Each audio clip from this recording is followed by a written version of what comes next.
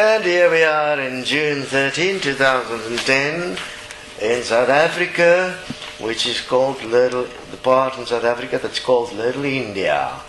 We have lots of Indians here, so hereby we will report on the whole Indian thing. Okay, no jokes. Okay, success cost Indians their health. Okay, where did success come from again? Oh yes, law of attraction and money. It cost Indians their health. Who would imagine you'll pay for the law of attraction? I mean, it's the great spirit that brings to you success and wealth and everything.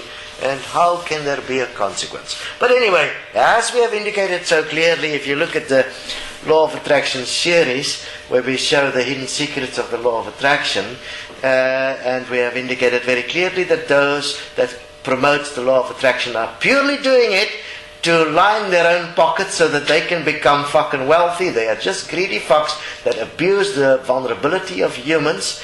And I mean, that's really simple shit. If you go and do your basic common sense homework, do some self-forgiveness on your way, make sure you're fucking self-honest, and make sure you understand how God created you to be dying at a specific expiry date. I mean, understand where you are. I mean, that's common sense self-honesty.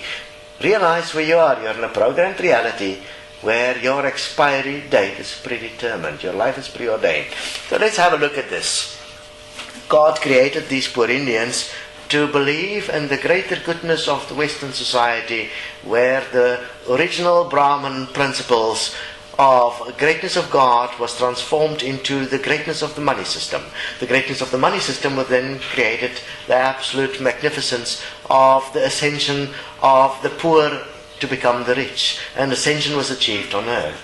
And it was an amazing experience, because from the streets of Calcutta and the back rooms of Mumbai came the poor Indians, and they ascended to the rich wealth of the Western civilization. The American dream became a reality in India. And this is the price they have to pay. They have to examine the root causes of the modern Indian's poor health, including susceptibility to heart disease and diabetes. Indian Prime Minister Singh has already had 2 heart bypass operations, which he could only have because he had money and access to power. Fascinating. The others that died because they didn't have that, that's not reported. So Mr. Singh, thank you so much for proving the absolute greed that exists, and that you are a leader for the rich, but the poor must die. I agree with you completely. That was always God's will. It is an amazing thing, whether you are a Hindu or whether you follow Krishna, doesn't matter which God, I mean, really. Rama, Brahma, I mean, or whatever mama you want to fucking follow. Nowadays you even have Obama. So it doesn't matter who you follow. The point is simplistically, God is always right. You're always wrong.